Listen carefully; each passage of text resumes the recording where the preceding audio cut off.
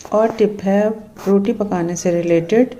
आप जहाँ पर रोटी पका रहे हैं उसके नीचे अगर आप इस तरह का कोई पेपर या प्लास्टिक की शीट या जो भी आपके पास अवेलेबल है और आप नीचे लें पटे के पर आप पटे को रखिए।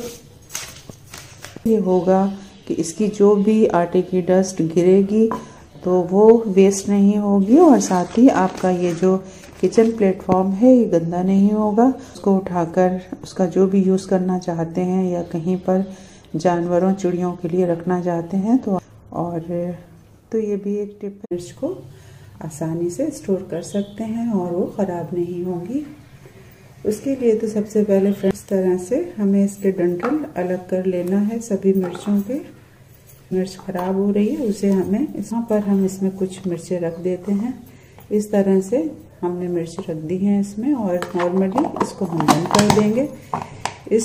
इन मिर्चों के डंठल अलग कर लिए हैं, उनसे ही मिर्चें ख़राब होना स्टार्ट होती हैं, यानी कि डंठल सबसे पहले सड़ना शुरू होता है और मिर्चें ख़राब हो जाती हैं। तो यहाँ पर नॉर्मली हम इस तरह से मिर्चों को भी कुछ टाइम तक रख सकते हैं।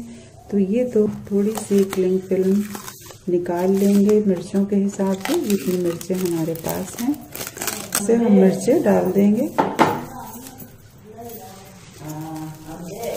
और इसको इस तरह से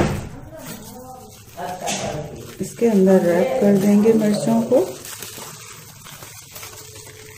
आप देख सकते हैं मिर्चें हमने किस तरह से रैप कर दी हैं और अब ये मिर्चें उठाकर आप ऐसे ही फ्रिज के अंदर रख दीजिए। अब क्लिंग फिल्म से रिलेटेड एक टिप है, हम लोग जब भी इसको काटते हैं तो ये सही तरह से कटती नहीं है। सीजर से काटेंगे तो इस तरह से ये सिमटती चली जाती है और सही से सीजर से कट नहीं पाती है।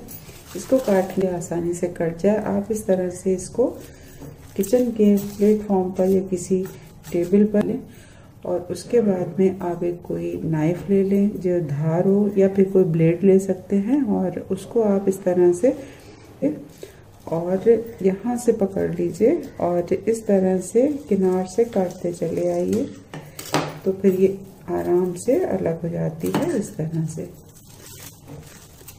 ये शीट इस तरह से आराम से अलग हो गई है और अब आप इसका जो भी यूज़ करना चाहें आसानी से कर सकते हैं। तो आपको जब भी इसको काटना हो तो आप नाइफ या फिर किसी ब्लेड की हेल्प से काट सकते हैं। मिल्क से रिलेटेड टिप है, अगर आप चाहते हैं कि दूध पे काफ़ी अच्छी और मोटी मलाई पड़े तो यहाँ पर ये मिल्क को हमने बॉईल करके रखा है। अब इसको आप कभी भी किसी ढकनी से ना ढकें क्योंकि उससे फिर मिल्क पे अच्छी और मोटी मलाई नहीं आएगी। उसको आप की कोई जाली ले लें जो भगोनों पे ढकने के लिए जालियाँ आती हैं और तो आप उससे दूध को ढक सकते हैं। इस तरह की कोई जाली नहीं है तो फिर आप किसी और तरह की अगर कोई जाली है तो उसका यूज़ कर सकते हैं। ज़्यादा मलाई के लिए आप हमेशा ही नट से मिल्क को ढक के रखें। टिप बताने जा रहे हैं वो ये है चीज़ की सफाई करते हैं लेकिन कभी इस बात पे लोगों का ध्यान नहीं जाता है या फिर बहुत ही कम लोग इस बात का ध्यान रखते हैं कि हमें रोटी पकाने के बाद जिस चीज़ पे हम रोटी पका रहे हैं चाहे वो पटा बेलन हो या फिर तवा हो उसकी भी हमें सफाई करना चाहिए और लोग इस बात को नहीं जानते हैं। आमतौर पे हम इस बात का ख्याल रखें कि जिस चीज़ पर आप रोटी पका रहे हैं यहाँ पर हमारे पास ये प्लेन वाला तवा है आप यूज़ करें या हैंडल वाला वो कोई इशू नहीं है, लेकिन आप इसको हमेशा ही यूज़ करने के बाद में ज़रूर धुलवाएं क्योंकि इसके ऊपर आपको दोबारा रोटी पकाना होती है। तो इस बात का ख्याल रखें। गैस के नीचे रख दीजिए, जिस साइड से रोटी पकती है वो वाला हिस्सा नीचे रखिए या फिर आप इसको अलमारी में उठा के रखिए और रोटी पकाते वक्त आप इसको निकाल लीजिए।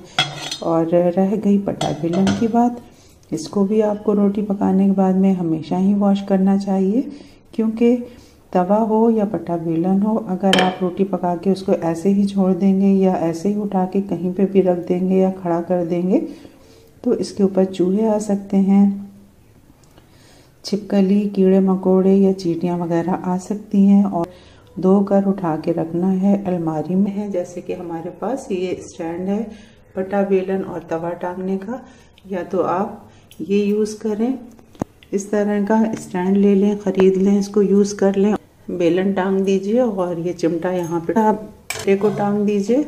और आप चाहें तो इस पर इस तरह से तवे को भी लगा सकते हैं।